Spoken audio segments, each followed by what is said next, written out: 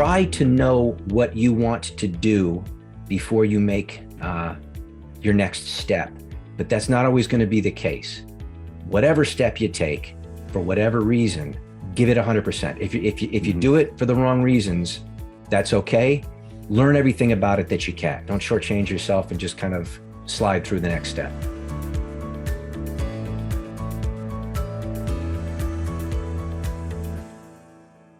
Welcome, everyone, to the Road Less Traveled Show. This is a show about people that were successful in a previous career and left that career to go down a different path. I'm your co-host, Richard Coyne. And I'm your co-host, Bill Zahller. On today's show, we have David Bartolini. David, we're so glad you're here with us. Thanks for joining. Gentlemen, I greatly appreciate the time and the opportunity to chat with you and talk about my road. Absolutely. Well, thank you, David, for being on the Road Less Traveled Show. We appreciate it, like Richard said. Well, can you, just to start off, can you tell us a little bit about your first career and how long you were in that line of work?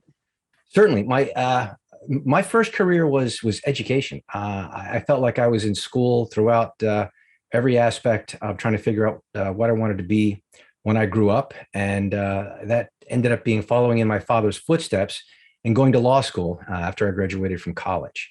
And I was a bit like a law student sheep, kind of following the footsteps of everybody that goes to a law school and tries to figure out what they want to do, and ended up clerking for a judge, going into insurance defense and product liability defense litigation, only to realize after about 5 or 6 or 7 years that that's not at all what I wanted to do. Wow. Then what road did you transition to? It was a gradual transition, and there's actually, Bill, there's several of them if you want to get, I guess, technical upon things. I wanted to find some sort of position that would at least keep me tied to the legal community in and around Philadelphia as best I could. And as I mentioned, my father was an attorney, spent from 1958 through 1997, I think, at one firm, which is kind of an unheard of loyalty nowadays, certainly. And I think he was very proud of me to go to law school and maybe follow in his footsteps. And when I told him that I didn't want to do it anymore, I kind of expected are you kidding me? You spent all this time and effort. How could you, get off track, so on and so forth. About as gentle a response as I've ever received. He kind of chuckled and said, well, what do you want to do? Let's figure this out together. So I was fortunate in that respect. And we talked for a good bit and started to gravitate towards sales. And the one way that I thought that I could keep involved in the legal community, the legal industry, and maybe add an aspect of sales was recruiting. So I joined a small, a franchise of a large recruiting firm, Management Recruiters. We were Impact Search and Strategies, and helped the owner of that franchise set up the legal desk. That was my first true experience with sales. And then I started to kind of figure out that, one of the things that my father said truly holds up, and that is every aspect of life, no matter what you do personally or professionally, involves a little bit of sales.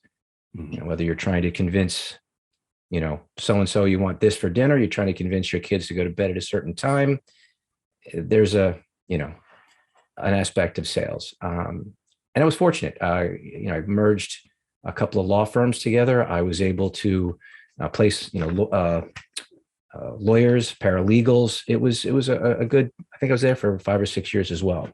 Mm-hmm. That's great. It's great that you can take your first career and merge it successfully into your second. It gives you a unique position or background to do that most people wouldn't have just from the outside. Yeah, it was interesting. I enjoyed the one drawback, which is, I guess, the main reason why I left recruiting, was the fact that it's truly sales. There's prospecting for the opportunity with law firms, sometimes with corporations, to help them find attorneys or paralegals. But then I got to go find the product. It's the only sales position I know where your product, when the contract is to be inked, the product turns around and says, nope, no, thank you. Phone systems don't say no, thank you. They go where shipped. Yeah. Computers, don't say no, thank you. They turn on when somebody hits the button. Yeah. So it was interesting.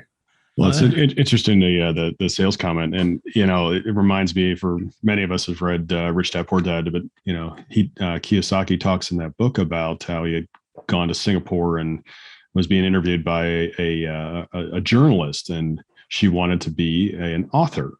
Well, he suggested to her, listen, I've read your stuff. You're really good. Why don't you go learn to, sell?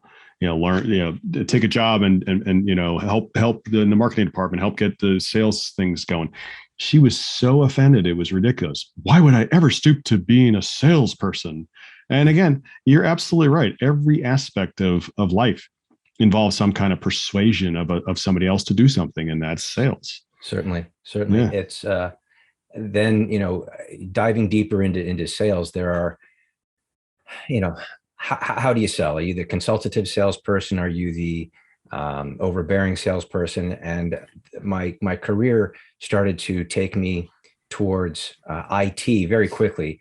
And, from PC Help selling help desk support, to SunGuard selling disaster recovery and managed services, to Hewlett Packard, to Software AG, Richard, where you and I crossed paths again. It was becoming the trusted advisor type of sales career path and position that I was really unknowingly grooming myself, or being groomed to do. And as IT has been changing and will continue to change at such a rapid pace, firms and right now my vertical is legal. I sell into law firms, but I can go geographically, and I can go outside of my lane. People, IT people, leaders, CEOs, CIOs, CFOs need to know that whatever solution set they're buying from whatever vendor from which they're buying, trust them, knows that they're going to get the service that they're expecting, knows that the vendor knows what they're doing, that can deliver consistently, and that feeling, I think, has or that desire to be that trusted advisor, I think, has grown within me by virtue of the places I've been and the people who I've worked for. Mm-hmm. Yeah, you're providing a solution. You're solving business problems, and and by being that consultative salesperson, you're driving the best possible match to meet the customer's needs. So yeah, trying to. Yeah, makes sense.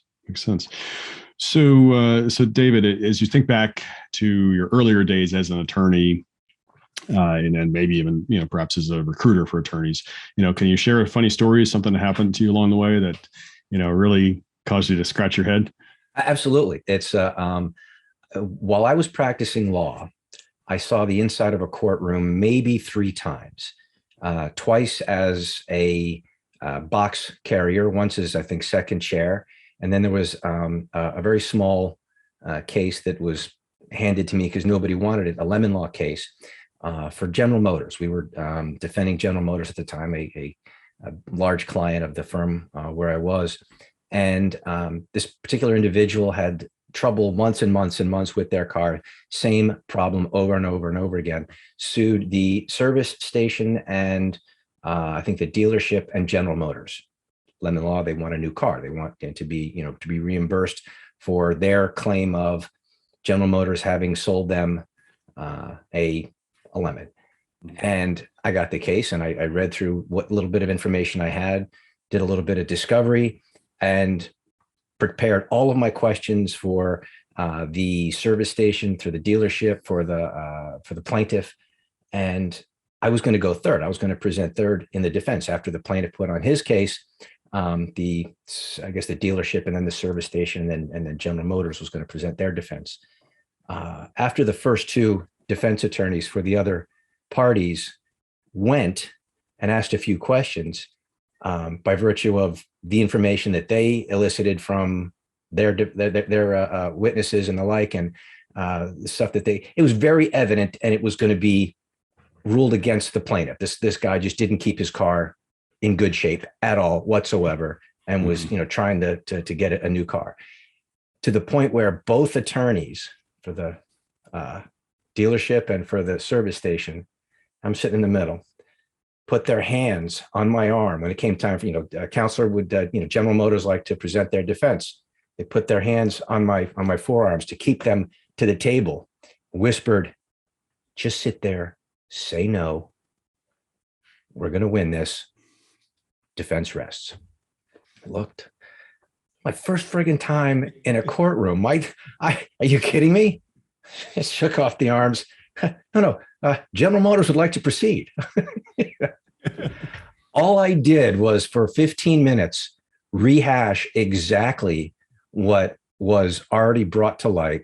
I think I probably annoyed the judge just a little bit, but she could tell that this was my moment. I wasn't going to sit down. You practiced in front of the mirror for hours. You needed your moment. Yeah. So case for the defense was, I like no, don't do that.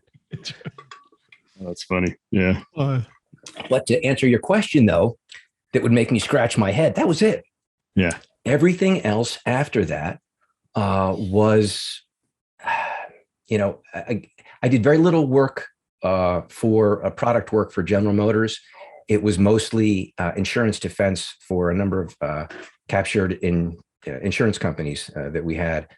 And it really felt like everything was settled, and it seemed like it was settled for nuisance value. How much can they bury us with paper to get how much out of, the insurance company, regardless of what it was. I'm like, and then defense lawyers bill by the hour. Yep. And every year it seemed like more hours were required. Yep. And it was like, I'm out. We actually just had a conversation recently with another guest that had been an insurance adjuster early on. And, one of her jobs was to investigate fraud, and, seemed like auto theft was, she said at the time, was like 70% typical fraud. There was somebody that, was trying to work the system and game the system. And then it just, yeah, come on, that's ridiculous. So anyway. Well, David, what was as you're looking back, what was the deciding factor for you in changing paths? I know you said like you're 5-6 years in, you decided it really wasn't what you'd envisioned for the career in the legal side, but what got you to go down to sales? Was it a gradual, or was it just an opportunity presented itself? That was gradual, and it started with an opportunity. I started to look for in-house positions, in-house corporate positions, and I transitioned to a small insurance firm to prepare cases, prepare the counsel, prepare the witnesses. And it was a good deal less hours driven, but no less wrought with minutia of just kind of preparing for the ultimate settlement. And it just was another example. Here's something that I went back to. I said I tried to go back to Villanova Law School, go through their LLM program, get my master's in tax. My father was a tax attorney. And after that, I started to, I did a little bit of work with a sole practitioner in Philadelphia doing Blue Sky, OSHA, some ERISA stuff. And honest to God, I think I fell asleep once or twice. It was just so boring. I mean, I loved learning about it. And another pearl of wisdom from my father is education is never wasted. So I consider myself a bit,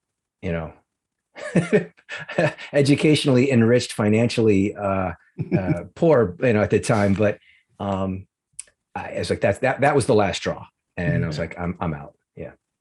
Yeah, that makes sense. Wow, that's pretty amazing.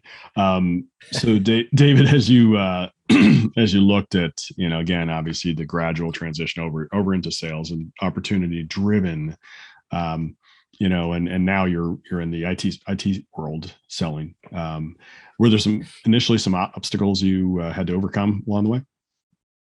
Certainly, there, a number of my colleagues, like let's just say, when I went to SunGuard, there was I never went to a sales class. I never went to any kind of sales, specific sales training. And I kind of learned from those around me and, directors and managers above me at PC Helps, and then, SunGard, and then Hewlett Packard. And the more I started to realize that, the education is never wasted adage truly holds strong, was you can, get educated in the real world too. You can get educated in your profession.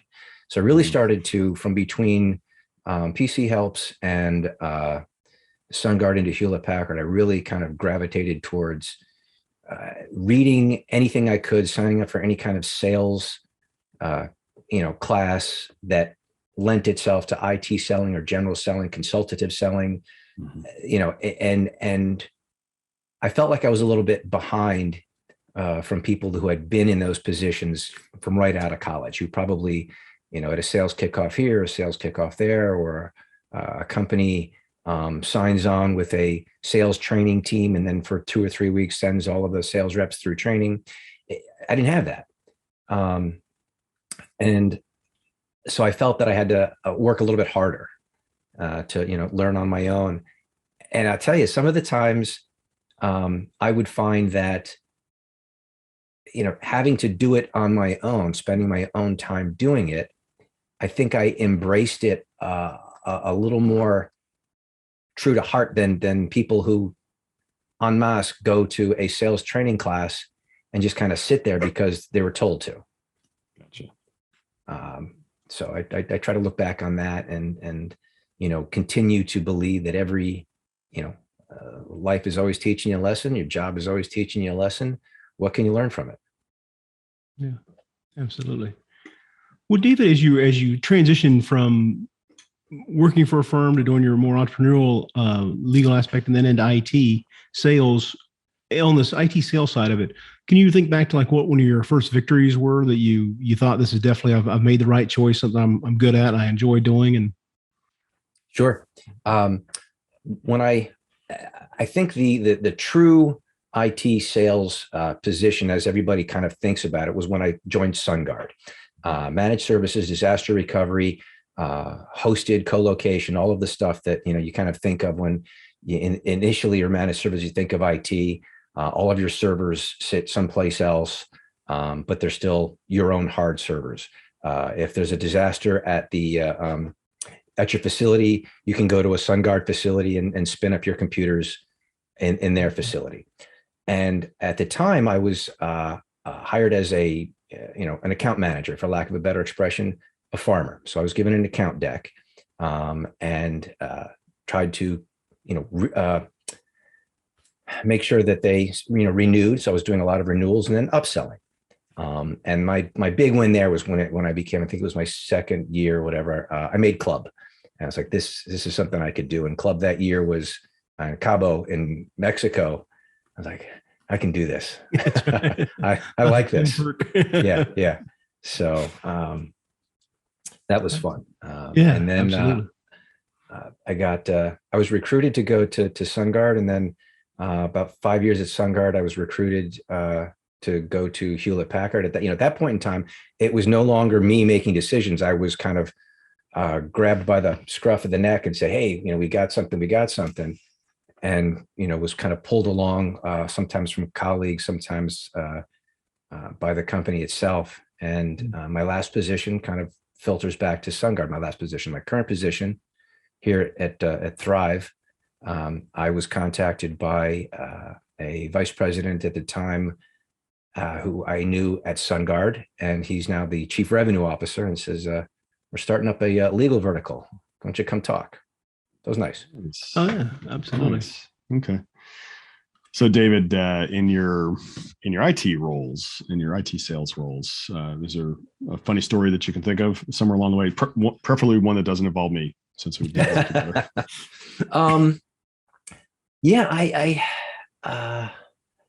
let's see here. There's always a couple of good stories.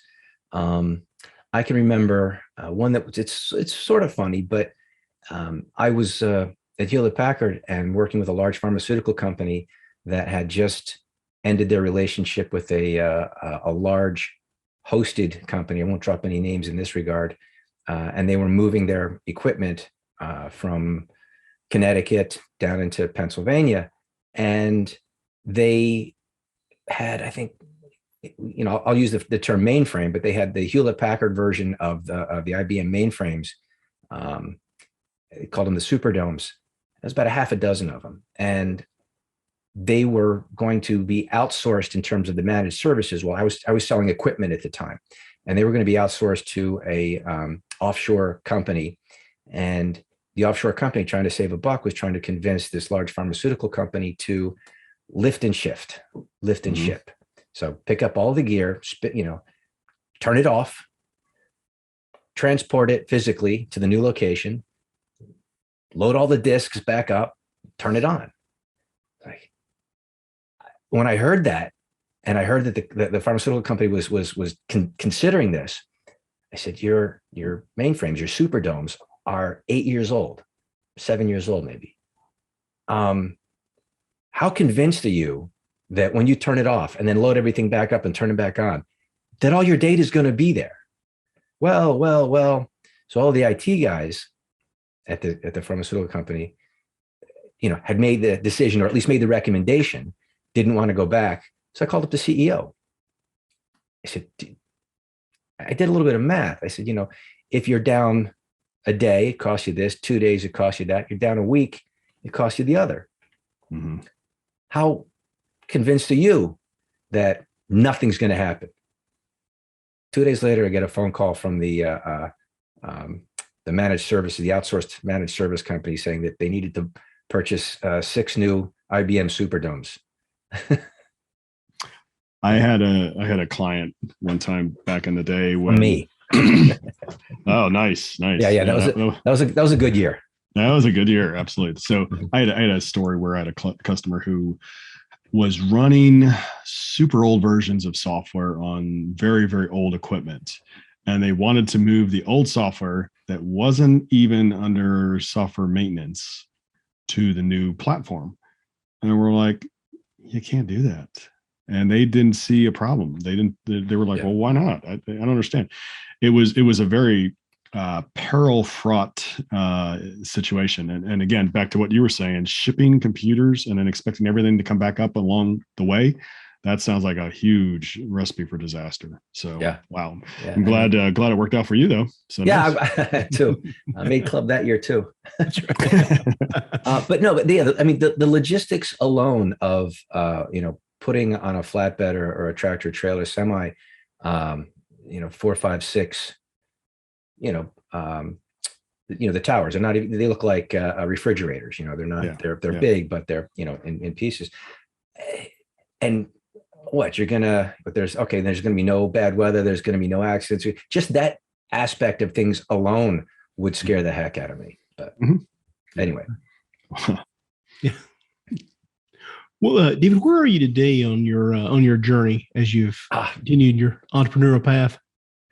Great question, Bill. I think I touched on it a little bit in the beginning that I'm still on the road. I think with the, albeit a bit of a straight line in the same direction with regard to IT sales. Right now, I'd really like to think that this is my last sales position. The company is fantastic. The people are amazing, and we're growing. I'm not going to turn this into a Thrive sales pitch, but I'm very, very pleased with the leadership and where I am right now. I think that kind of goes hand in glove with being an adult, and and bear with me. So I can remember when I turned 45, I called my dad up, who's still alive. He's 90 years old. I called my dad up and I said, half jokingly, half serious. I said, Dad, just, when did you grow up? It was without missing a beat. So I'll let you know when it happens. Yeah. So I'm still on that road. I've got 3 young kids. I love my job. My wife's a teacher, Spanish teacher at a high school Spanish teacher at a school out by me. And, I think that I'm going to still be on the road, but hopefully in the same vehicle, the vehicle being Thrive. Right. That's There you great. go. Yeah. Yeah.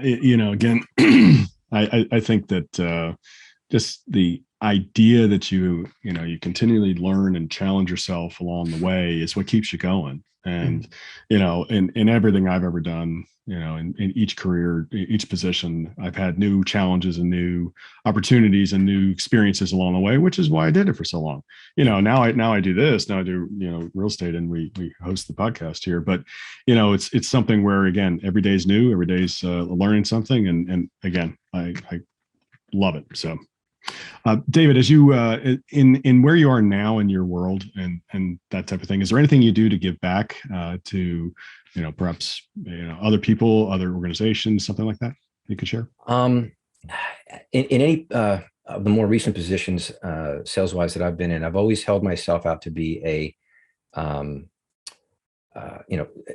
little bit of information. If somebody wants to, I'll help them with some of the newer reps, how to prospect, help them with how to research, help them with, what I've learned, what mistakes I've made, always verbally hold myself out as an individual that, was willing to spend some time and help with them professionally. I think that's important. I've always ran into somebody in that kind of a role in the positions where I've been.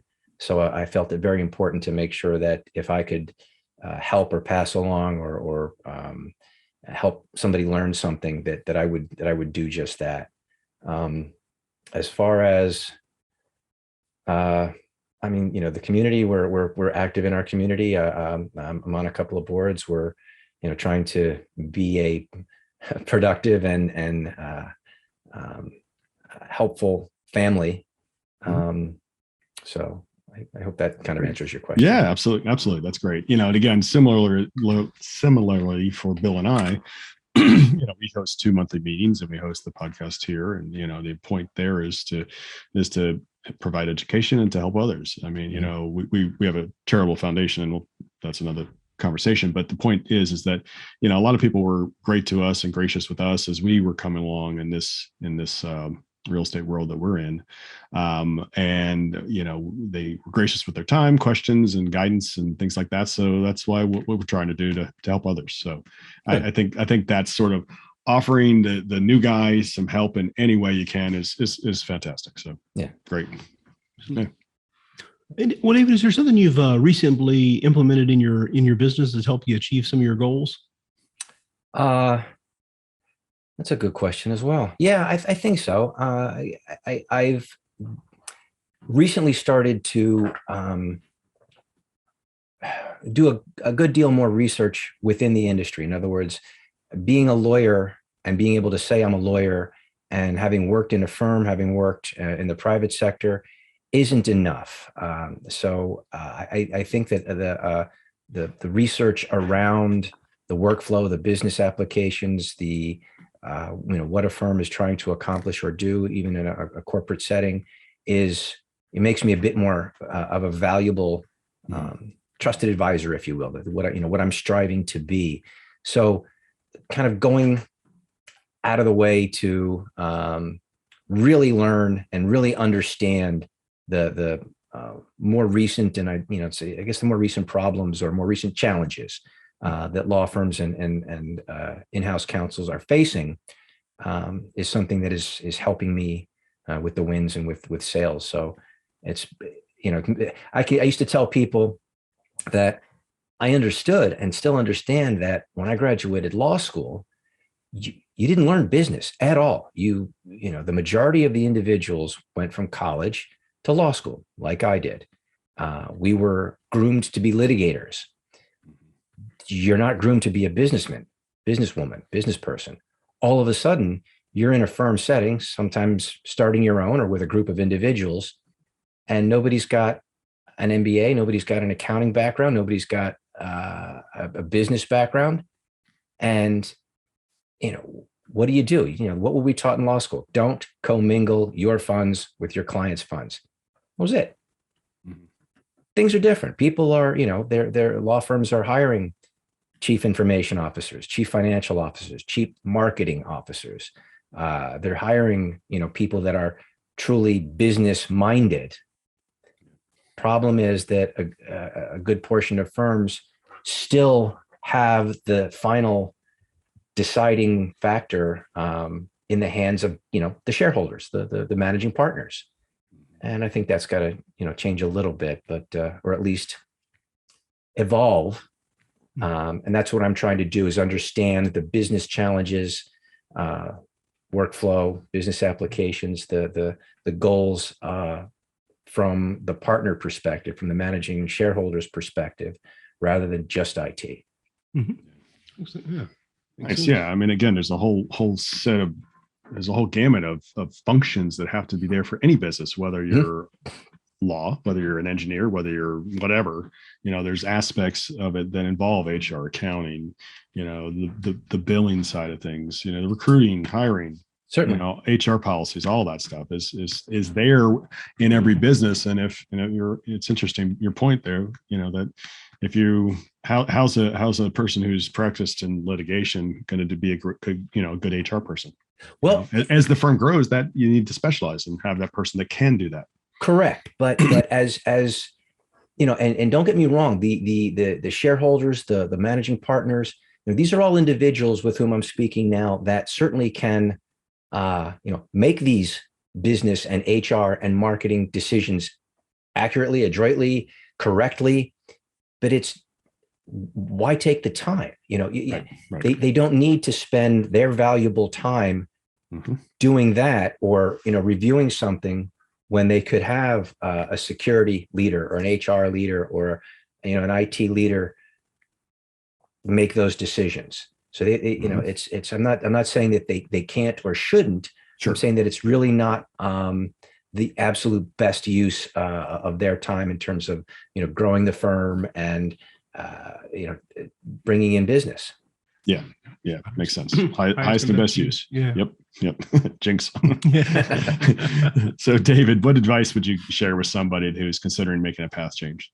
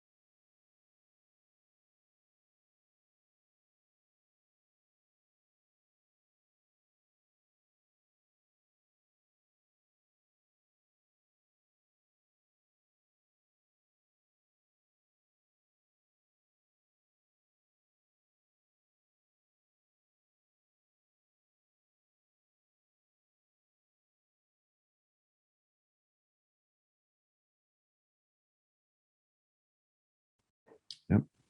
Yeah. Well, David, what's the best way for the listeners to be able to reach out and get a hold of you or learn more what you or Thrive's doing? Sure. I can give you my cell number. I can give you my email address. What is best recommended from? I'll take my lead from you. Whatever you like. We'll add it in the show notes below, so it'll be there from people. Terrific. Email would be D as in David, last name Bartolini, Bartolini at Thrive, THRIVE networks, all one word, thrivenetworks.com. Excellent. Well, David, we really appreciate you being on the Road Less Traveled show today. Enjoyed the conversation and wish you continued success. Gentlemen, I appreciate the time, being able to look. I tell everybody I'm a recovering attorney, but I'm really an attorney. And as you can tell over the last 35, 40 minutes, I like to hear myself talk. So I hope that I gave you some good content. You practice in front of the mirror again, didn't you? Every day. Good deal. Well, David, thank you for being on. Really appreciate your time. We'd also like to thank our listeners for tuning in, and please continue to give us a 5-star rating so we can bring you more great content like David Bartolini on today's show. And we'd also like to thank the show sponsors. Park Capital Partners sponsors this show. We'd also like to remind everybody about our Park Capital Value Add Fund, which is a 506c value add fund for apartments. And then we also want to mention the Park Capital Foundation, that is a 503c nonprofit. Thanks for tuning in, everybody. We appreciate your time. And remember, folks, the road less traveled may be calling you. We recommend that you listen and take action. Thanks for joining.